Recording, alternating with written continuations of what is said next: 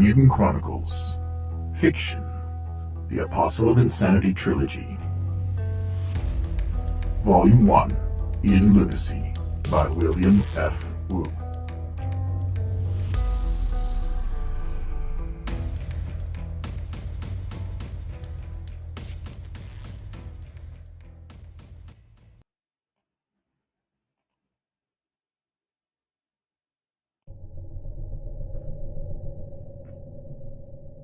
Chapter 22. After dinner, Klaus and Fay hurried away. Lane let out a long, satisfied breath, just outside the midnight star. Pam stopped next to him. "It's hard to believe," said Lane, looking at the crowd on the street. "Life seems just the same as always. No one knows, except us, and them." "I know what you mean. Besides, we shouldn't be too discouraged. We did kill 2, you know." Pam laughed. "And we rescued old, what's-his-name, even if he's not too communicative." "Yeah," Lane grinned. "And our only wounded comrade will be okay. Not a bad day's work for the adrenaline, Chung." "That's true, Blue Eyes. So, you coming back to visit me again tonight?" She looked at him with a teasing smile. "I thought you'd never ask." Lane put his arm up around her shoulders. "And you know what else?" "What?" "Tonight, even this life seems worth living." They both laughed.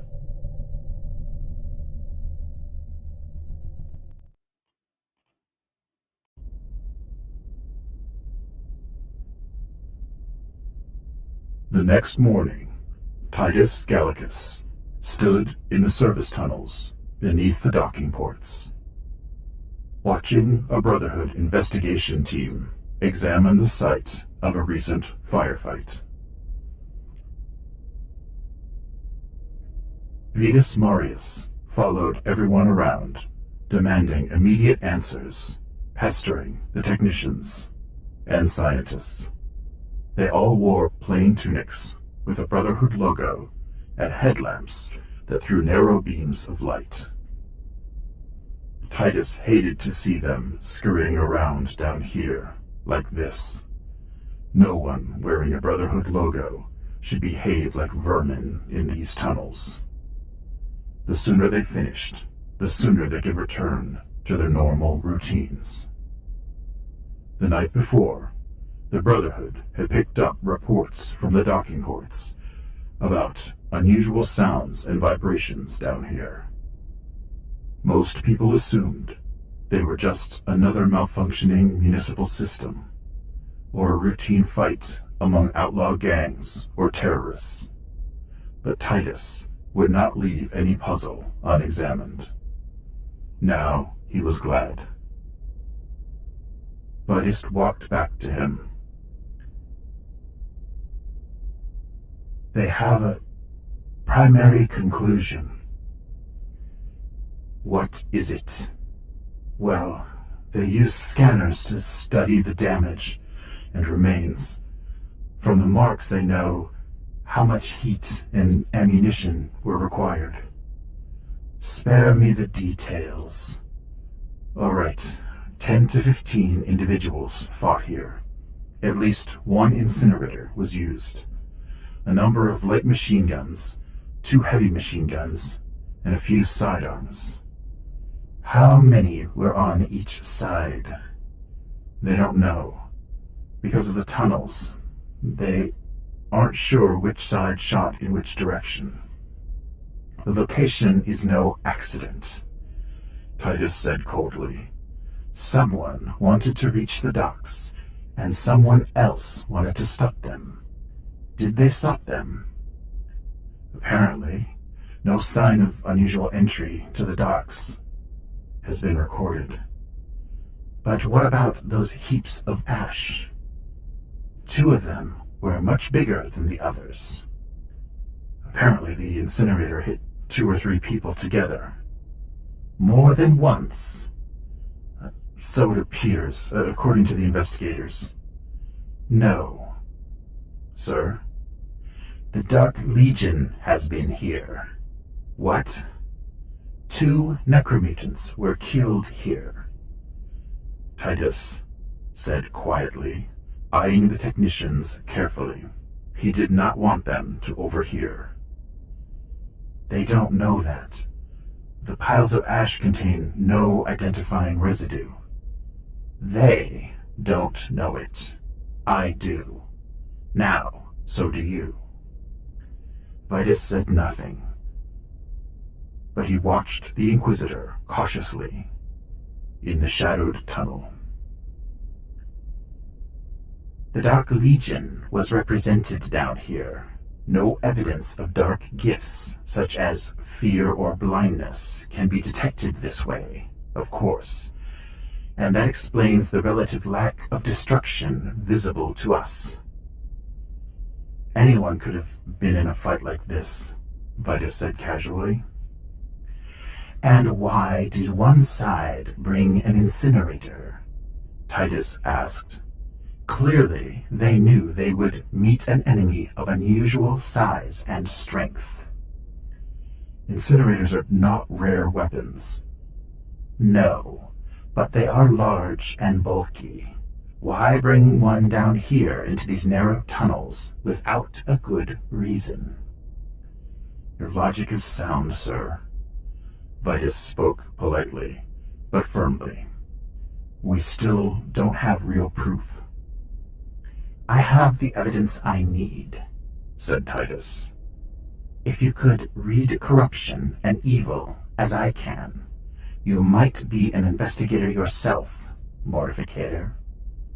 Vitus's face tightened. I prefer the occupation I've chosen. I'm sure you do. Titus turned away before the other man could answer. I do not know specifically why a Dark Legion presence has come here, but of course to corrupt and infiltrate in a general way. However, the evidence of this firefight raises a new lead. We must learn who the other party was. I agree. We have finished here. Now we will return to the surface. Your work as a Mortificator has given you more experience on the street than my work has given me. Make a suggestion. Where shall we begin our new search? In the freelancers' hangouts, said Vitus. They keep up the gossip of this kind because it affects their job prospects. For instance, if the mystery group sustained any casualties, they might have openings for new recruits. Excellent. We'll need disguises, however. At least a change of clothes. They'll respond better if they think we're talking to fellow freelancers when we ask questions. You will prepare them for both of us. Let's get out of this filthy hole.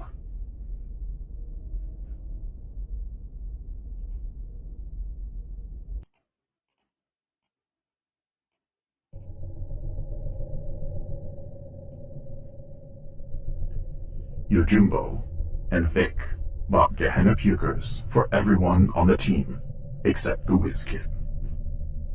After bringing them back to the command center, Vic went to visit Skippa. Yojimbo spent the night in the command center with Honorius. While they were gone, Yojimbo had left the Mystic's left wrist cuffed to the arm of the Whiz Kid's heaviest chair. Honorius never showed the slightest interest in moving. In fact, Yojimbo decided to uncuff him long enough to show him the restroom. He noted that Honorius recognized his surroundings sufficiently to use the private facilities. After returning to the living room, Yojimbo made a few more unsuccessful attempts to communicate with the Mystic, then gave up. However, this incident bothered him. He did not feel that Honorius was faking his mental condition. The mystic did have more comprehension of his surroundings than anyone had realized. He cuffed Honorius to the chair again and spent the night on the couch next to him. The next morning, Yojimbo jerked awake suddenly, concerned about Honorius. However, he found the mystic sitting in the chair, still cuffed, muttering quietly in Latin. The whiz kid was already sitting at his computer station, as always in his black satin jacket, his concentration somewhere in cyberspace. By the time the team gathered, Yojimbo had showered, dressed, eaten, and placed a bowl of hot cereal in front of Honorius's hands. At first, the mystic simply held it. Then suddenly and slowly, he began to eat. His eyes were vacant, unfocused. Vic showed Fay and Klaus how to use their new Gehenna pukers. Skippa was still in the trauma center. Lane and Pam came in at last. "Hey, how did you get him to eat?" asked Lane. "Is he talking?" "Not to me," said Yojimbo. "He still speaks quietly to himself, sometimes in Latin. Not always." "But he's eating," said Fay, looking up from her incinerator. It was almost as big as she was, though light enough for her to maneuver. "I think it's a breakthrough." "Not a very practical one," Klaus said disgustedly. "I still wonder if he's faking."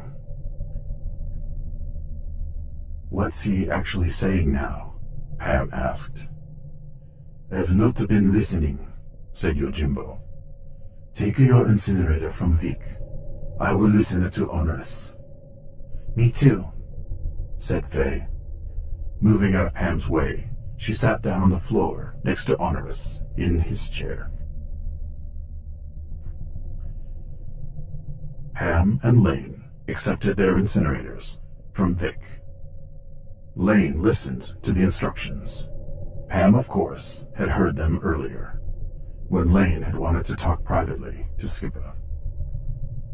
Honorius held the empty bowl and spoon in his lap. "Power and glory, darkness falls." "Are you still hungry?" Fay asked. She took the bowl from his lap and held it up. "Did you like it?" "Welcome, Inquisitor," said Honorius. "We have no darkness here." "Maybe he thinks he's in a Brotherhood facility," said Fay. "Honorius, we're friends, but we aren't with the Brotherhood. Can you understand me?" "You have sought and you have found," Honorius muttered, looking at the wall. "Lead us from the Valley of Shadow, if you can." "I do not think he is answering you," said Yojimbo. "I believe he hears and sees someone else." "And someone else's speech," said Fay. "I guess he can sense some of his surroundings, but not all." "He thinks he's talking to a Brotherhood Inquisitor," said Klaus. "But maybe he can hear your questions. Try something specific again." Yojimbo spoke in a more authoritative tone. "Answer me, Honorius. Who am I?" "I seek only the mystic art," said Honorius. "Judge me for my purity, if you wish." "You are right, Klaus," said Yojimbo. "He thinks he's talking to an Inquisitor. But I cannot tell if he hears what I say, or something else entirely." "We need to get our briefing started," said Pam, slinging her Gehenna puker over one shoulder. Yojimbo, several of us want to discuss a specific issue with you. All right. Yojimbo straightened. What is it? Klaus looked doubtfully at Honorius. Can we talk in front of him? That's a good question, said Fay. Maybe he can understand us, but just responds strangely. Even if he doesn't understand it, he might remember what we say in the future, said Lane. He might repeat what he overhears in someone else's hearing. I agree, said Yojimbo. He glanced at the whiz kid, whose attention was still in cyberspace. The mystic is called to the chair. Come with me. The team members glanced at each other, in surprise, but they hefted their Gehenna-pukers and followed. Yojimbo led them outside, across the landing that separated the whiz kid's apartment from his own, and took the team into his own living room. Inside, he gestured for them to find places to sit in his spare quarters. As in the command center, most of them had to stand or sit on the floor. You live here? Right here? Lane grinned and leaned one shoulder against the wall. That's handy. You have a real short commute, don't you? Yes. What do you wish to discuss? I guess it falls to me, said Pam, glancing at the others. We want the freedom to act more spontaneously. In what respect? We feel our separation into only 2 squads with specific assignments confines us, said Lane. We're all experienced in one way or another, and we know Lunacy. I respect all your abilities, said Yojimbo. My instructions have not reflected any doubts about your efficiency. I think we realize that, said Fay. But we aren't making progress very fast. I second that, said Klaus.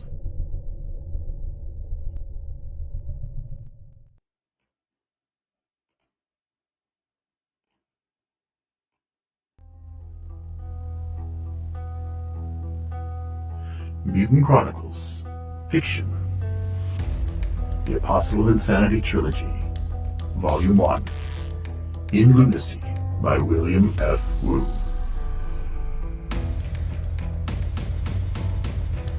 Chapter 22. End.